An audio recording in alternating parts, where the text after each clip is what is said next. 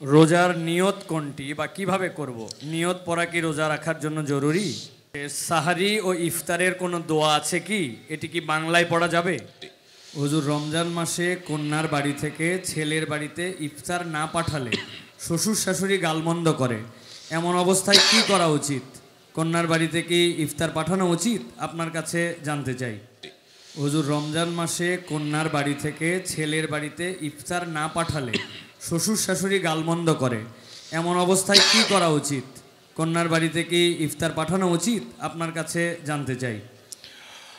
ভাইরা আমার, আমাদের সমাজে বহুল প্রচলিত বহুল প্রতিষ্ঠিত কুসংস্কারগুলোর মধ্যে থেকে একটি হলো এটি যে মেয়ের বাবার বাড়ি থেকে রমজান আসলে ইফতারের বিভিন্ন আইটেমের জন্য ছেলে, ছেলের মা, ছেলের বাবা, ছেলের গোষ্ঠী, ছেলের বিভিন্ন মহিলারা, ওই ফ্যামিলির তারা অপেক্ষায় থাকে।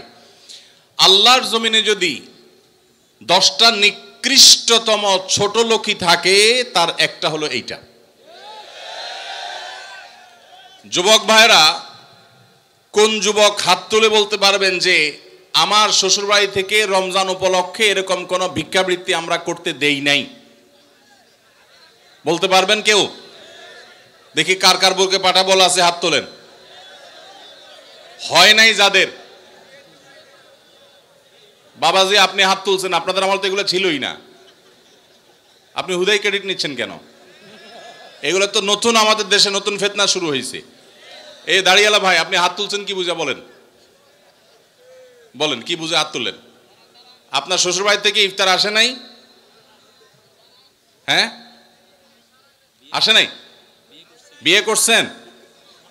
হ্যাঁ, বিয়ে করছেন, শ্বশুরবাড়ি থেকে ইফতার আসে নাই? গরিব তারা, মানে কারণ কি? ভাইয়েরা আমার, এদেশ থেকে যৌতুককে ওলামায়ে কেরাম মিম্বর থেকে, মাহফিলের মঞ্চ থেকে ঝেঁটিয়ে বিদায় করেছেন, আলহামদুলিল্লাহ। যৌতুকের অভিশাপ থেকে এদেশকে মুক্ত করেছেন ওলামায়ে কেরাম। এক চেটিয়া অবদান এদেশের ওলামায়ে কেরামের এই কাজটার। যৌতুক চলে গেলে কি হবে? ইফতারের নামে যৌতুক এখনো বাকি আছে, এইটা আমাদের দূর করতে হবে কি হবে না? অনেক যুবক আছে, তারা বলে যে আমার শ্বশুরবাড়ির লোকেরা খুশি মনে দেয়। ভালো করে শুনে রাখেন, 2 নাম্বারের অপর নাম হলো এখন খুশি মনে দেওয়া। ঘুষখোর সেও বলে খুশি হয়ে দিস, যৌতুকখোর সেও বলে বেহিসাব খুশি হয়ে দিস। শুধু খুশি হয়ে না, জোর করেও দেয়। জোর করে দিবে না কি করবে? তার মেয়েটার শান্তি দরকার তার। আপনি যদি বাপের বেটা হয়ে থাকেন, মুসলমানের সন্তান হয়ে থাকেন, বিনয়ের সাথে শাশুড়িকে বলবেন, শ্বশুরকে বলবেন কোনো কিচ্ছু আমার এখানে পাঠাবেন না, পাঠালে আমি মনে কষ্ট পাবো, উল্টা পারলে আমি দিব।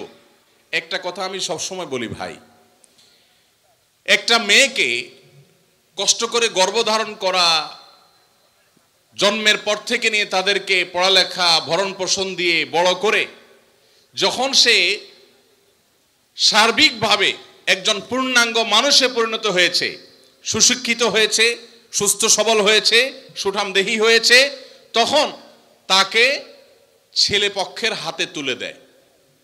সারা জীবন এই মহিলাটার পেছনে ইনভেস্ট করেছে কে? তার বাবা মা। আর ভোগ করছে কে? স্বামী এবং স্বামীর ফ্যামিলি। ঠিক না ভাই? ঠিক। পড়ালেখা করাইছে মেয়ের বাপ মা, ওই পড়ালেখা দিয়া, ওই শিক্ষা দিয়া স্বামীর ছেলে মেয়েকে সে পড়ালেখা করায়। ঠিক না ভাই? ঠিক। রান্না বাড়াটা শিখাইছে তার মা, ওই শিক্ষা দিয়ে রান্না বাড়া করে খাওয়ায় কারে? স্বামীকে, শ্বশুর শাশুড়িকে। ঠিক না ভাই? ঠিক। তাহলে উচিত হলো ছেলে পক্ষের মেয়ে পক্ষকে এটা বলা, বেহিসাবকে বলবে, ছেলের বাবা মেয়ের বাবাকে বলবে বাবাজি বা ভাই, আপনার মেয়ে, তাকে মানুষ করতে যত টাকা পয়সা লাগছে তার সব কিছু আমি দিতে চাই। এরপরও তো কোনো মানুষ কেনা যায় না, এটা কেনার জন্য দেওয়া না, অন্তত কৃতজ্ঞতা আদায়ের জন্য দেওয়া, এটা বলা দরকার ছিল। সেটা না করে উল্টা আস্ত একটা মেয়ে দিয়ে দিল, তার সাথে আবার আপনি যৌতুক আশা করছেন। আপনার চাইতে বড় ছোট লোক আল্লাহর জমিনে আর হতে এই সমস্ত ভিখারিদেরকে ধরে ধরে আস-সুন্নাহ ফাউন্ডেশন ইফতার প্রজেক্টের জন্য পাঠিয়ে দিবেন।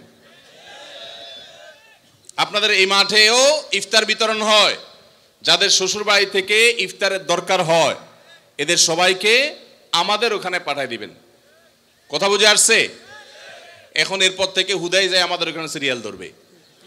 সিরিয়াল ধরলে সবাই ইফতার পাবে, শর্ত হলো সে প্রকাশ্যে ঘোষণা দিবে আমি শ্বশুরবাড়ি থেকে ইফতার প্রত্যাশী ছিলাম, কিন্তু সেখান থেকে ইফতার পাওয়ার কোনো ক্ষীণতম সম্ভাবনা না থাকায় আমি নিরুপায় হয়ে এখন আস-সুন্নাহ ফাউন্ডেশনের দ্বারস্থ হয়েছি।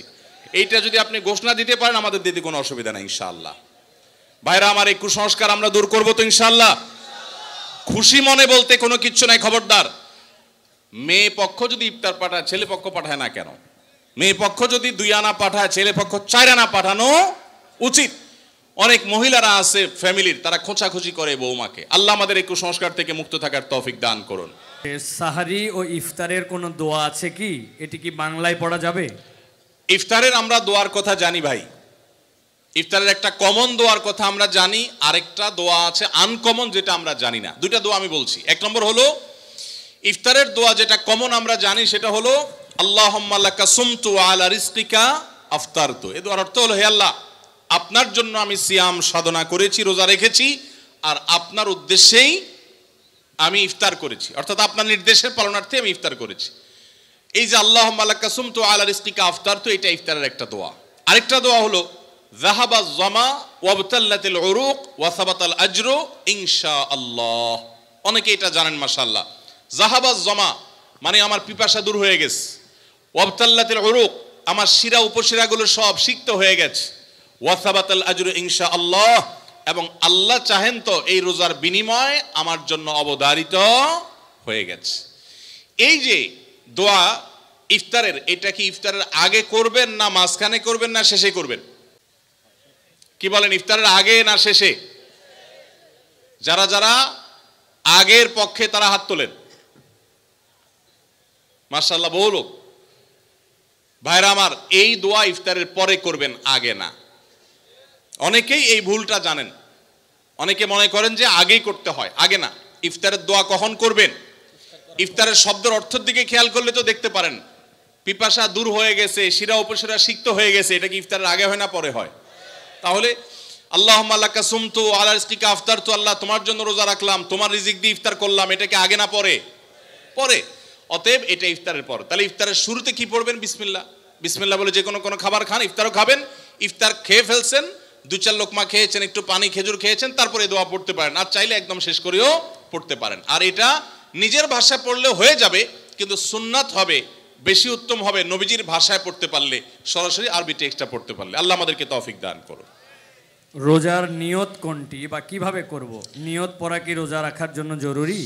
নিয়ত তো সমস্ত ইবাদতের জন্য জরুরি, কিন্তু নিয়ত করা জরুরি, নিয়ত বলা জরুরি না। নিয়ত করা এক জিনিস আর নিয়ত বলা আরেক জিনিস। মুখে নিয়ত বলে আর অন্তরে নিয়ত করে, অন্তরে নিয়ত করে আর মুখে নিয়ত বলে। ইবাদতের মধ্যে নিয়ত করা ফরজ, রোজার জন্য নিয়ত ফরজ, নামাজের জন্য নিয়ত ফরজ, কিন্তু নিয়ত বলাটা ফরজ বা সুন্নত কোনোটাই না। আমরা যে রোজার নিয়ত শুনছি, নাওয়াইতু আন আসুমা গাদান, আছে না? বিভিন্ন আপনার ক্যালেন্ডারেও লেখা থাকে, ভিত্তিহীন। নবী করিম সাল্লাল্লাহু আলাইহি সাল্লামের কোন জয়ীফ জাল হাদিসেও এরকম রোজার কোন নিয়তের কথা কোথাও বর্ণিত হয় নাই। ইসলামের নামে নকল আমল করলে সওয়াব হবে না গুনাহ হবে? খবরদার। এই জন্য আমরা মেহেরবানি করে, আমি কি জন্য ভোর রাতে উঠছি? সারি খেতে উঠছি। সারি খেতে উঠছি মানে কালকে রোজা রাখবো, এটাই তো আমার নিয়ত। মনের ইচ্ছা আছে, ইন্টেনশন আছে, এটাই নিয়ত। মুখে আলাদা নিয়তের উচ্চারণ দরকার নাই।